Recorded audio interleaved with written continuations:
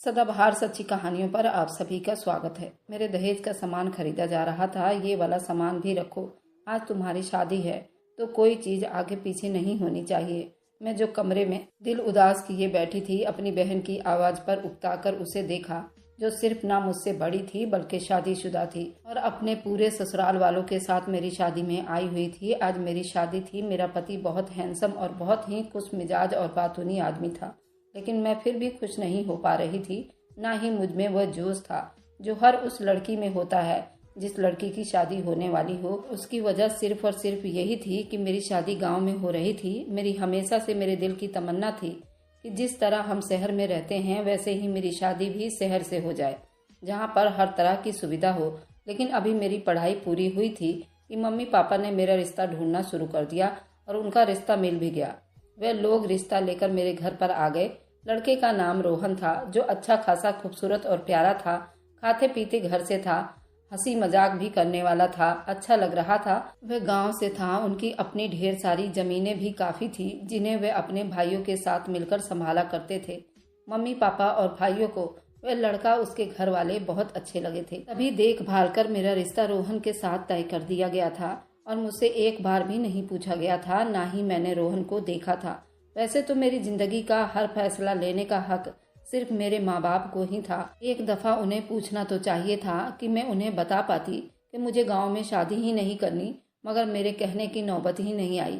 Mummy papa Rohan के घर वालों को जुबान दे चुके थे, अब अपनी जुबान से पलट नहीं सकते थे, जिस पर मैं भी चुप करके रह गई थी। और आज सारी तैयारियां पूरी करने के बाद मेरी रोहन से शादी थी।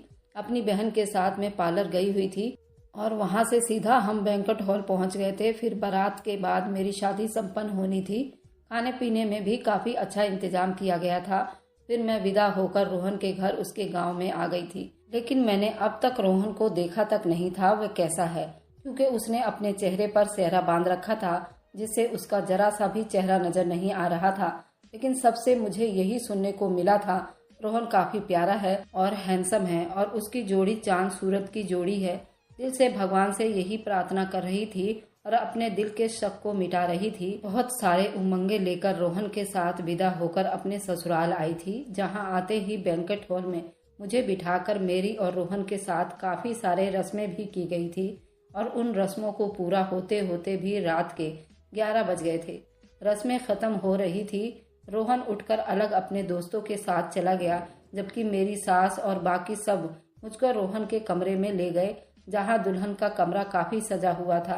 मेरे बेड पर बैठते ही मेरी जेठानी, देवरानी, नंदे मेरी तारीफें करने लगी, मगर जब सास ने मुंह खोलकर अपनी बात कही तो मैं हक्का बक्का सी रह गई।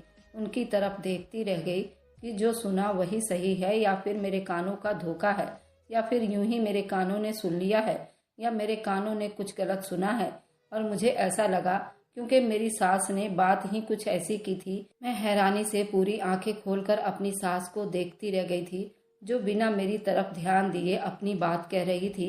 आसपास में मेरी देवरानियां और जेठानी और शादीशुदा नंदे भी खड़ी थी, जो बड़े आराम से खड़ी थी। मेरे इस तरह घबराने पर वो मुझे देख रही थी। क्या क्या बोला है? वे सुन लिया ना? तुम्हें अपने पति का चेहरा नहीं देखना है, और तब तक तो बिल्कुल भी नहीं देखना जब तक तुम एक बच्चे को जन्म नहीं दे देती। उसके बाद बेशक जितना मर्जी उसका चेहरा देखना, मगर उससे पहले उसका चेहरा बिल्कुल नहीं देखना। अगर तुमने अपने पति का चेहरा देख लिया, वह भी एक बच्चे को जन्म देने से पहले, तो तुम्हारा बच्चा पैदा होते ही मर जाएगा। ये सुनकर जितना मैं हैरान थी, उससे ज्यादा मुझे इस बात की टेंशन थी। ऐसा कैसे मुमकिन था कि मैं अपने पति के साथ रहती और उसे देखती ना, जानबूझकर भी देखती, तो जब मेरे पति मेरे साथ सुहागरात मनाते और मुझे प्यार करते तो मेरी नजर पड़ सकती थी। मेरी उलझन मेरे चेहरे पर साफ दिखाई दे रही थी। फिक्र मत करो, हम देवर जी को भी समझा देंगे, मेरी जिठानी ने कहा। शायद उन्होंने मेरे चेहरे को भांप लिया था कि मैं क्या सोच रही थी। तभी उसने यूं कहा कि मेरे बिगड़ते हुए चेहरे को पढ़ने लगी थी। मेरी सास और बाकी सब के जाने के बाद मैं यही सब सोचती बैठ के किनारे पर करवट बदल रही थी, मगर जेठानी को वापस आते देखकर मैं सीधी हो बैठी थी। तुम्हें टेंशन लेने की जरूरत नहीं है, जो होगा जैसा होगा अच्छा ही होगा। मैं भी जब ब्याह कर इस घर में आई थी तो मेरे साथ भी ऐसा ही हुआ था, और मैं भी तुम्हारी तरह बहुत घबराई हुई थी। लेकिन भगवान की कृपा थी कि जल्दी ही मेरी बेटी सोनी पैदा हो गई, जिसके बाद मुझ पर ऐसी कोई पाबंदी नहीं लगाई गई थी। मेरी जेठानी ने अपने बड़ी बेटी का मुझे बताया और कहा, मुझे इस बात की फिक्र नहीं थी कि पति को बिन देखे बात कैसे करूंगी। फिक्र तो इस बात की है, अगर मैं बहुत दिनों के बाद यानी कि 2 साल बीत जाने के बाद प्रेग्नेंट हुई तो फिर। मैंने सवाल किया तो मेरी जेठानी ने गौर से मुझे देखा, फिर यह कहकर कमरे से बाहर निकल गई, बुरा मत सोचो, सब ठीक होगा, सब अच्छा ही होगा, तुम सिर्फ अच्छे की उम्मीद रखो। चुप करके आंखें बंद करके एक बार फिर से बेड के किनारे पर टेक लगाकर बैठ गई। मेरी शादी उस गांव में हो गई थी जिसके रस्म और रिवाज ही मुझे कुछ अजीब लगते थे, जो मेरी समझ से बाहर थे। यहाँ के रस्म और रिवाज बाकी जगह से बिल्कुल अलग थे, जिसको सुनकर ही मेरा सर चकरा रहा था। और मेरी सास ने बताया था ये भी गांव का रिवाज था, जब तक बच्चा पैदा न हो जाए पत्नी अपने पति को नहीं देख सकती। मुझे भी ऐसा ही करने को कहा गया था, लेकिन मैं उनकी कोई बात नहीं मानने वाली थी। मैं एक पढ़ी लिखी लड़की थी जो उनके ऐसे जाहिल रस्मों और रिवाज को मैं नहीं मानने वाली थी, नहीं यकीन करने वाली थी। ऐसी बातें मैंने शहर में कभी नहीं सुनी थी जो यहाँ पर मुझे सुनने को मिल रहा था। लेकिन मैं ऐसे रस्मों को बिल्कुल नहीं मानती थी और ना ही उन पर बिल्कुल कान धरने वाली थी। अभी मैं उन्हीं सोचों में गुम थी जब कमरे का दरवाजा खुला। घूंघट की आड़ से मैंने देखा तो आने वाला मेरा पति था, जिस पर मैंने अपना दम साध लिया। सभी घर वालों से मैंने रोहन की बेहद तारीफें सुनी थी, मगर अब मैं नर्वस हो रही थी और वह मेरे करीब आकर बैठा तो वही बातें दोहरा रहा था जो मेरी सास मुझसे कहकर गई थी। लेकिन मैंने जल्दी ही अपनी सास और पति की बातों को भूलकर अपने पति रोहन का चेहरा देख लिया था, जिसे मैंने वैसा ही पाया था जैसा सबसे सुना था, और अब हर दिन ऐसा ही होने लगा था। शादी के अगले दिन मेरी सास और बाकी सब ने पूछा तो मैंने कह दिया कि मैंने रस्म के हिसाब से अपने पति का चेहरा नहीं देखा, जिस पर सब खुश हो गए थे और मुझे इस बात पर अड़े रहना था। मैंने भी हामी भर ली थी, लेकिन मैं किसी को भी ये बात जानने नहीं दे सकती थी कि मैंने रात को छुपकर पति की शक्ल देखती हूँ। कभी कभी मुझे घबराहट और डर भी महसूस होता था, कहीं मेरी औलाद के ऊपर कोई असर ना हो, मगर मैं ये सोचकर तसल्ली में हो जाती थी, भगवान जो करेगा अच्छा ही करेगा, इंसानों को क्या खबर कि आगे क्या होने वाला है। मेरी जिंदगी उन सब झंझटों और फालतू बातों से बेखबर थी, क्योंकि मैं एक पढ़ी लिखी फैमिली से थी। मैं इकलौती बहन थी और मेरे 3 भाई थे। हम चारों अच्छे खासे पढ़े लिखे थे। जब तक मैं पढ़ाई से फ्री हुई थी, तीनों भाइयों की शादियां हो चुकी थी और वे लोग अपनी शादीशुदा जिंदगी में बेहद खुश थे। मेरे पापा भी पढ़े लिखे थे, तभी जिंदगी बड़े अच्छे तरीके से कट रही थी। पापा का अपना कपड़ों का बिजनेस था, जो मेरे पापा और मेरे तीनों भाई मिलकर संभालते थे। भाभियों का नेचर भी बहुत अच्छा था, जो मुझे बहनों की तरह प्यार करती थी। हमने कभी भी उन लोगों को किसी तरह की ऐसी कोई रस्म रिवाज नहीं बनाया था, ना ही कभी खुद ऐसी रस्मों का हिस्सा बनने दिया था। मैं पढ़ाई पूरी करने के बाद काम करना चाहती थी, जबकि मैंने पार्लर का पूरा कोर्स कर लिया था। तभी मैंने अपना पार्लर भी खोलना चाहती थी, लेकिन जल्दी ही मेरी शादी तय कर दी गई और मेरी सारी ख्वाहिशें और ख्वाबों पर पानी फिर गया था, जिसकी वजह से मैं आज इस गांव में बैठी थी, शादीशुदा होकर भी ऐसी फालतू रस्मों का हिस्सा बनकर बैठ गई थी, जिन पर मेरा दिल बहुत कुढ़ता था। लेकिन मैं तसल्ली में थी, क्योंकि मैं ऐसे रस्म रिवाज को नहीं मानना चाहती थी। और फिर अचानक एक दिन मेरी तबीयत खराब हो गई, इतनी कि मैं बेहोश हो गई। घर वाले और मेरा पति मुझे गांव के इकलौते क्लिनिक में ले गए, जहां जाकर मेरा सारा चेकअप किया गया था। मुझे जब होश आया तो सभी मेरे आसपास जमा थे। मुझे सबको अपने आसपास देखकर बेहद घबराहट हो रही थी, लेकिन जब सबके चमकते और खुशी भरे चेहरे को देखा तो कुछ उलझन भी हुई। वहाँ सब खुशी से एक दूसरे से बातें कर रहे थे, चहक रहे थे। वहाँ सब मौजूद थे सिवाय मेरे पति के, और उसकी वजह मुझे पहले से ही मालूम थी कि जब तक मैं बच्चे को जन्म नहीं देती तब तक वह मेरे सामने अपना चेहरा लेकर ना आते, ताकि मैं देख ना लूं। जबकि वे सब अनजान थे कि मैंने रोहन को शादी के रात ही देख लिया था। मैंने ये सब सोचकर अपना सर झटका ही था कि मेरी सास मेरे पास आई और मेरा माथा चूमकर मेरी नजर उतारने लगी। फिर मुझे आशीर्वाद देकर कहा कि तुम माँ बनने वाली हो, सदा सुहागन और खुश रहो। सास की बात सुनकर पहले मैं बहुत उलझी, मगर जब दिमाग में घुसी तो खुशी से मेरा बुरा हाल हो गया था। मैं दिल ही दिल में भगवान की कृपा करने लगी थी। अब जल्दी ही मैं इस बच्चे को जन्म दे दूंगी, जिसके बाद मेरे पति को मुझसे अपना चेहरा छुपाना नहीं पड़ेगा। मैं ये खुशी अपने पति के साथ बांटना चाहती थी, मगर वो यहाँ नहीं थे, क्योंकि हमारे बीच ऐसी घटिया रस्में आ गई थी। अस्पताल से मेरे ससुराल वाले मुझे घर ले आए और फिर खुशी से मिठाइयाँ बांटी गई। रात को जब मैंने आंखें मूंद कर लेटी थी तब मेरा पति मेरे पास आया, मुझे सोता हुआ समझकर मुझे प्यार देने लगा और फिर सो गया था।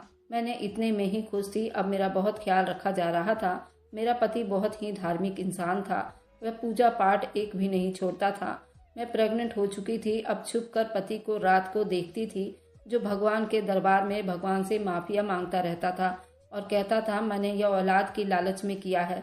मुझे कुछ समझ में नहीं आता कि रोहन ऐसा क्यों कहता है।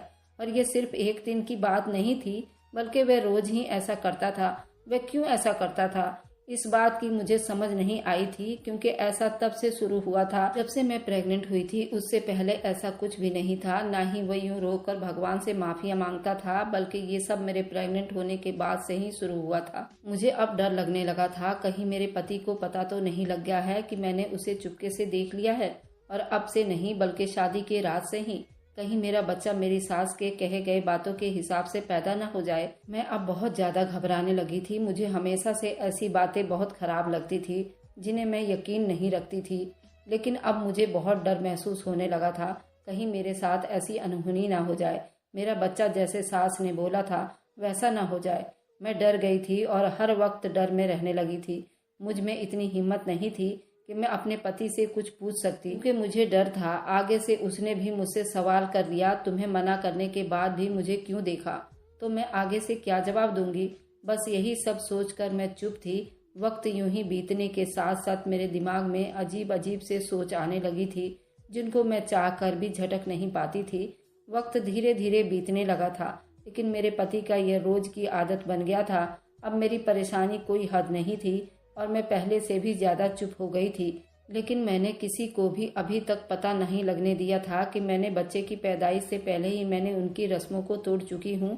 अपने पति का चेहरा देख चुकी हूँ। उस दिन नॉर्मल सा दिन था। मैं आज जल्दी सो गई थी क्योंकि मैं आज काफ़ी थक चुकी थी। मेरे आखिरी दिन भी चल रहे थे और डिलीवरी भी होने वाली थी, इसलिए आजकल मेरे जिस्म में काफ़ी थकान होने लगे थे और जल्दी उसका शिकार भी हो जाती थी।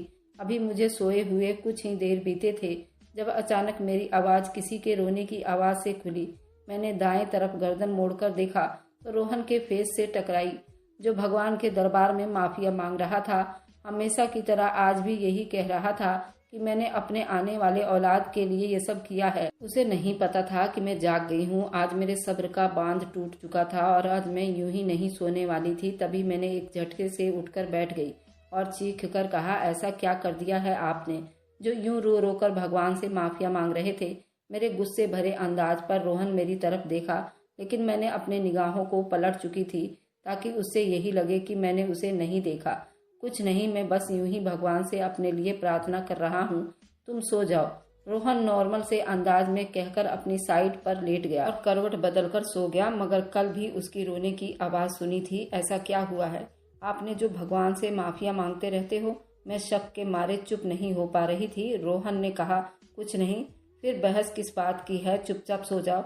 रोहन ने अब की बार मुझे डांटा था, नींद खराब करके अब सो जाओ। मैं गुस्से से बड़बड़ाकर खिड़की के पास खड़ी होकर काफी देर तक ताजा हवा खा रही थी।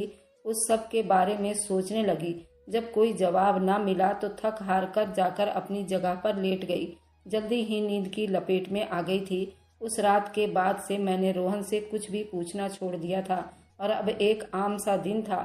मेरा नवा महीना शुरू हो गया था। 15 दिन भी बीत चुके थे जब मेरी तबीयत खराब होना शुरू हो गई थी। सब लोग मुझे लेकर गांव के अस्पताल की तरफ बढ़ गए थे। मेरी डिलीवरी का टाइम भी आ गया था। मुझे जल्दी से डिलीवरी के लिए ले जाया गया था और फिर जब डिलीवरी हुई तो नर्स मेरे बच्चे को लेकर एक तरफ चली गई। मुझे दूसरे कमरे में शिफ्ट कर दिया गया। मेरी तबीयत पहले से अच्छी थी। सभी लोग मुझसे मिलने के लिए आ रहे थे, लेकिन उन सब के चेहरों के असर कुछ अजीब से दिख रहे थे, जैसे वे खुश ना हो, और यही बात मुझे परेशान कर रही थी। मगर नर्स ने अभी तक बच्चा मुझे नहीं दिया था। सब लोग बच्चे से मिल चुके थे, लेकिन कोई भी मुझे बता नहीं रहा था वह कैसा है। सभी घर वालों की मेरी तरफ से हाव भाव भी बदल गए थे। कोई मुझसे सीधे मुंह बात नहीं कर रहा था।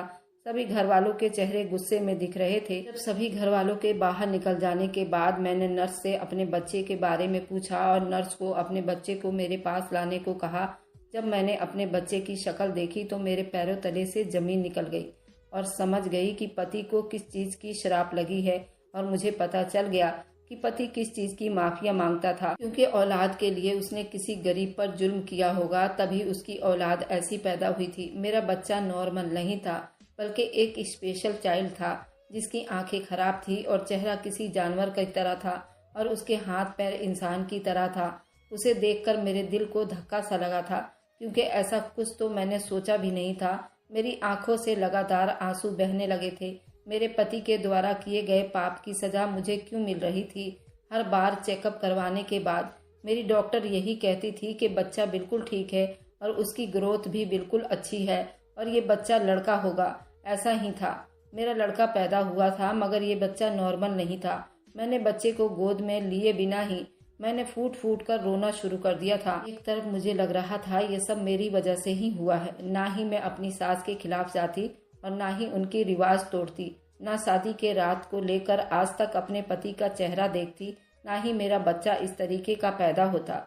जबकि दूसरी तरफ मेरा दिल कह रहा था कि मेरे बच्चे को मेरे पति के द्वारा किए गए पाप की सजा मिल रही है। मुझे कुछ समझ नहीं आ रहा था कि मैं किस बात पर यकीन करूं। नर्स मुझे रोता हुआ देखकर तसल्लियां दिलाने लगी थी। उस बच्चे को मेरे पल्लू में डालकर चली गई तो मैं खुद को संभालने की कोशिश करने लगी। अब मुझे अपने ससुराल वालों की अजीब व्यवहार किए गए और उनकी रस्म रिवाज की समझ आ रही थी। यकीनन इसी वजह से मुझसे ये लोग गुस्सा थे, मगर इस सब में मेरा भी तो कोई कसूर नहीं था। ना ही जानबूझकर मैंने सब कुछ किया था। मेरा पति रोहन एक बार फिर मेरे सामने नहीं आया था, ना ही बच्चे से मिला था। शायद उसे पता चल चुका था कि हमारे घर एक नॉर्मल बच्चा पैदा नहीं हुआ है, तभी वो एक बार भी मुझे या अपने बच्चे को देखने नहीं आया था। अगले दिन अस्पताल से छुट्टी के बाद मुझे बच्चे के समेत घर लाया गया, लेकिन सबका रवैया मेरे साथ बहुत अलग था और फीका था। जबकि सास और जेठानी ने दबे शब्दों में ये भी ताना मार दिया था, ये सब जरूर इसी वजह से हुआ होगा कि उसने चुपके से अपने पति को देख लिया होगा, जबकि उसे मना भी किया गया था अपने पति को ना देखे जब तक कि वो एक बच्चे को जन्म ना दे दे। और अब मुझे भी यही लगने लगा था, जिस पर मैं अब खुद को कोसने लगी थी। मैं चुपचाप उनकी बातें सुनती जा रही थी। अब बोलने के लिए मेरे पास कुछ भी बचा नहीं था। घर आने के बाद मैं अपने बच्चे को देखभाल में बिजी हो गई थी। जैसा भी था, मगर मेरा ही खून था, मुझे उसकी बहुत फिक्र थी। रोहन एक हफ्ते तक घर नहीं आया था, जिस पर मुझे यही लगने लगा था कि उसे भी शायद मैं ही गलत लग रही थी। मेरे मायके वाले भी घर आ चुके थे, मुझे ढेरों दिलासे देकर गए थे। उन्होंने मुझे अकेला नहीं छोड़ा, बल्कि वे हर टाइम मेरे साथ खड़े हो गए थे। मुझे जब भी उनकी जरूरत पड़ती, मैंने बस उनको एक कॉल कर देती, वे आ जाया करते थे। बच्चे की पैदाइश को 2 हफ्ते बीत चुके थे, जिसे रोहन ने आकर देखने की कोशिश भी नहीं की थी। ये दूसरे हफ्ते की आखिरी दिन की शाम थी, जब रोहन अचानक चला आया और कमरे में आकर बेटे से लिपटकर फूट फूट कर रो रहा था। मैंने दरवाजा बंद कर दिया और उसे चुप करवाने की कोशिश ना की, ताकि उसके दिल का गुब्बार बिल्कुल हल्का हो जाए। काफी देर के बाद वह खुद ही चुप हो गया था। रोहन काफी देर सर झुकाए बैठे रहने के बाद उसने मेरे आगे हाथ जोड़ दिए। ये मेरे लिए हैरान करने वाली बात थी, मगर वह बोला कि मुझे माफ कर दो, मेरे द्वारा किए गए पाप की सजा हमारे बेटे को मिल गई है। मैं ऐसा नहीं चाहता था। मैंने भगवान से माफी भी मांगा था, मगर शायद भगवान ने मुझे माफ नहीं किया, तभी मेरे यहाँ ऐसी औलाद पैदा हो गई है। रोहन, कैसा पाप? मैंने बिल्कुल अचंभों से पूछा था। मेरे इस तरह पूछने पर रोहन चुप हो गया था और सर झुका लिया। मुझे लगा शायद मुझसे कुछ बताना नहीं चाहता, तभी चुप हो गया होगा। उसे चुप देखकर मैं कमरे से बाहर निकलने लगी, जब उसकी आवाज मेरे कानों को झकझोर दिया। मैं एकदम उसकी तरफ पलटी, जो सर झुकाए धीमे धीमे शब्द में कुछ बोल रहा था। वह अपने द्वारा किए गए किसी पाप की माफी मांग रहा था। रोहन बोला, शादी की रात मम्मी ने मुझे समझाकर भेजा था कि मैं तुम्हें अपना चेहरा किसी हाल में ना देखने दूं, नहीं तो बच्चा नॉर्मल पैदा नहीं होगा। उससे पहले भी मैंने भाभी भाई के टाइम पर यह सब सुन रखा था, मगर उन सब को मैं नहीं मानता था और इन सब रस्म रिवाज को ऐसी घटिया बातें समझता था। मैं रात को कमरे में यही सोचकर आया था कि कोई रिस्क नहीं लूंगा, बल्कि जो माँ ने कहा वही करूंगा। लेकिन रात को मैं जान गया था कि मेरी पत्नी यानी कि तुमने मेरा चेहरा देख लिया है। मैं पढ़ा लिखा आदमी हूँ और तुम्हारी तरह खुद भी ऐसी बातों पर यकीन नहीं रखता था। इसलिए मैंने खुद को यही कहकर तसल्ली दे दी थी कि ऐसा कुछ नहीं होता, बस हमारा वहम है और कुछ नहीं। यही सब सोचकर मैं तसल्ली में था।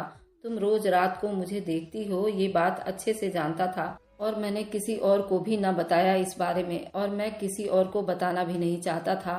सब कुछ ठीक चल रहा था। तुम मुझे बेहद पसंद थी और मैं तुम्हारे साथ पूरे तसल्ली और आराम से जिंदगी बिताना चाहता था। लेकिन जो कुछ टाइम बीत गया था, मेरी बेचैनी भी बढ़ती गई। मैंने खुद को बेशक तसल्ली भी दे दी थी, लेकिन मेरी लापरवाही ने कहीं न कहीं ये बात छुपी हुई थी। कहीं तुमने मेरा चेहरा देख लिया है तो इसकी वजह से मेरे होने वाले बच्चे पर कोई आंच न आ जाए, इसी शक में पड़ गया था। जब मुझे एक बाबा हाथ देखने वाला मिल गया, इन बातों पर यकीन नहीं रखता था, लेकिन मैंने अपने दोस्तों के कहने पर अपना हाथ चेक करवाया तो उसने कहा कि मेरी जिंदगी में कुछ परीक्षाएं आने वाली हैं, वह भी औलाद के लिए हो सकता है। क्या पता मेरा बच्चा नॉर्मल ना हो। मैं बेहद डर गया था और मुझे उस रस्म के तोड़े जाने का बहुत खौफ था। अब मुझे लगने लगा था कि बच्चे का जन्म होने से पहले पति का चेहरा देख लेने से औलाद नॉर्मल पैदा नहीं होती। मैंने उसके हाथ देखने के बात पर यकीन कर लिया और फिर मैंने उसी हाथ देखने वाले बाबा से अपनी समस्याओं से बचने के लिए तोड़ पूछने लगा, जिस पर उस हाथ देखने वाले बाबा ने ये तरीका बताया जिसने मेरी औलाद पर आंच न आए और उससे बच सकते हैं। इन सब बातों पर विश्वास तो नहीं करता था और अच्छी तरह जानता था ये सब कुछ भगवान के हाथ में होता है। एक इंसान इन सब मामले में बेबस होता है, लेकिन इस टाइम मेरी अक्ल पर पर्दा पड़ गया था और मैं चाहता था कि वक्त से पहले ही मेरा ये समस्या हल हो जाए। उस हाथ देखने वाले बाबा ने मुझे बताया कि मैं कोई लावारिस बच्चा लेकर आऊं जो कि बिल्कुल लाचार हो, कोई हाथ पैर टूटा हो, उसके आगे पीछे कोई ना हो। इस बच्चे को उस बाबा के हवाले कर दूं। मैं बेहद शक में पड़ गया था और उससे पूछा कि वह उस बच्चे का क्या करेगा, जिस पर उसने बताया कि उस बच्चे की वह अपने पास ही रखेगा, उसकी परवरिश करेगा और उस बच्चे की परवरिश करने से ही भगवान मेरे आने वाली मुसीबत को कम करेगा। मुझे कुछ तो समझ नहीं आई, मगर मैं उसकी बात मान गया। उस टाइम मुझे अपना बच्चा, जो अभी इस दुनिया में आया भी नहीं था, और मुझे अपना सही सलामत बच्चा चाहिए था। मैंने उसकी बात मानकर कुछ दिनों के अंदर अंदर ही एक लावारिस बच्चा और बिल्कुल हाथ पैरों से लाचार उसे लाकर दे दिया। उसके आगे पीछे कोई नहीं था। वह बच्चा लेकर चला गया अपने ठिकाने पर जहाँ पर वह रहता था। कुछ दिनों के बाद उस हाथ देखने वाले बाबा से मिलने गया। उसने अपना ठिकाना बदल लिया था। आसपास के लोगों से उसके बारे में पूछा और उसका पता लगाया और उसके ठिकाने पर पहुंच गया। लेकिन जो ही मैं वहां पहुंचा, वहां से पुलिस एम्बुलेंस लेकर बाहर निकल रही थी, जबकि उस घर के आसपास के लोगों का बेहद भीड़ लगा हुआ था। वहां के लोगों से पूछा, उन्होंने बताया कि यहाँ से एक लावारिस बच्चा मिला है जिसे जान से मार दिया गया है, उसके जिस्म के हिस्से निकाल लिए गए हैं। ये सब किसी ऐसे गिरोह ने किया है जो ऐसी चीजों की खरीद बिक्री करता है। मेरी आंखों के सामने वह हाथ देखने वाले बाबा का चेहरा घूम गया, यानी उसने मुझसे झूठ बोलकर ये सब किया था। मुझे खुद से अब नफरत होने लगी थी। अपनी खुर्दगर्जी में मैंने क्या कर डाला था। मैं सीधा पुलिस के पास पहुंचा और उन्हें बताया कि इस घर में जो रहता है उसको मैंने देखा हुआ है। यूं मैंने उस हाथ देखने वाले बाबा का स्केच बनवा दिया ताकि पुलिस उसे ढूंढ सके। तभी तुम प्रेग्नेंट हो गई थी। मैं खुश था मगर दुखी भी। कहीं ये सब मैंने गलती की है, मेरी औलाद के सामने ना आ जाए। जो कुछ मैंने किया अपनी औलाद के लिए किया था, इसके अलावा मेरी कोई गलती नहीं थी। मैंने अपने किए पर शर्मिंदा था, तभी रो रो कर भगवान से माफिया मांगता था, लेकिन भगवान को शायद मेरी माफी स्वीकार नहीं थी। तभी मुझे ऐसे स्पेशल बच्चा औलाद के रूप में मेरी झोली में डाल दिया। सब तुम्हें गलत समझते हैं, जबकि सब का कारण तो मैं था। तुमने बच्चा पैदा करने से पहले मेरा चेहरा देख रखा था, जबकि मुझे लगता है ये सब मेरे किए की सजा है। ये सब रस्म और रिवाज बस एक वहम की बातें हैं जो इंसानों ने खुद ही रचाई होती है। जो किस्मत में लिखा होता है वही होता है। सिर्फ भगवान जानता है, कोई नहीं जान सकता। सारी हकीकत जानकर मैं दंग रह गई थी, मगर जो हो चुका था उसे बदला नहीं जा सकता था। तभी मैंने अपने पति को सब कुछ भुलाकर जिंदगी में आगे बढ़ने को कहा। इस बात को 1 हफ्ता बीत चुका था जब अचानक हमारा बच्चा बीमार पड़ गया।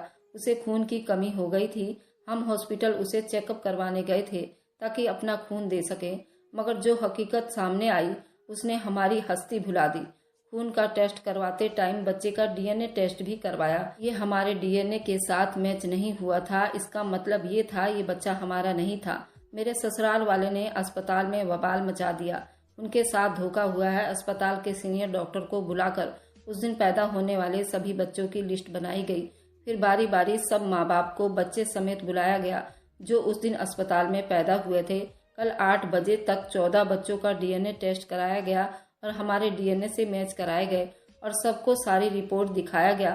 तो एक बच्चा जो बेहद खूबसूरत और पूरा सेहतमंद था, उसका डीएनए हमारे डीएनए के साथ मैच हो गया था। और फिर हमारे पास जो एक स्पेशल बच्चा था, उसका डीएनए एक बाकी पेरेंट्स के साथ मैच करके देखा गया, तो उसी पेरेंट्स से मैच हुआ जिनके पास हमारा बच्चा था। यानी नर्स की लापरवाही से बच्चा बदल गया था। उस स्पेशल बच्चे के माँ बाप ने अस्पताल वालों को झूठा कहकर हमारा बच्चा ले जाना चाहा, मगर हम लोग उन्हें शहर उनकी मर्जी के अस्पताल ले गए, जहां डीएनए टेस्ट के जरिए ये बात साबित हो गई थी कि उनके पास हमारा बच्चा था। जिसके बाद उन्होंने रोते हुए हमारा बच्चा हमें दे दिया और अपना स्पेशल बच्चा ले गए। हम खुशी खुशी घर आ गए। मेरी इज्जत ससुराल में बढ़ गई और उसके साथ ही हमें ये भी समझ आ गई थी कि रस्म और रिवाज झूठे होते हैं और जो इन्हें मानता है वो बेवकूफ होता है। जो भी होता है भगवान की मर्जी से होता है। ये भी भगवान की मर्जी थी। भगवान को रोहन की पश्चाताप पसंद आ गई थी, जो उसने हमें इतनी बड़ी परीक्षाओं से पास करवा दिया था। आज मैं अपने तीनों बच्चों और रोहन के साथ खुशी खुशी जिंदगी बिता रही हूँ, जिसमें किसी तरह का कोई रस्म रिवाज शामिल नहीं है। अगर आपको आज की कहानी पसंद आई है तो वीडियो को जरूर लाइक कीजिएगा और अपने दोस्तों के साथ शेयर भी कीजिएगा। और हाँ, अगर आपने अभी तक हमारे चैनल को सब्सक्राइब नहीं किया है तो जरूर सब्सक्राइब कर लें। मिलते हैं हम अपनी कल की एक नई दिलचस्प कहानी के साथ। मुझ पर सदा अपना प्यार और स्नेह बनाए रखें। सभी को मेरा प्यार भरा नमस्कार दोस्तों।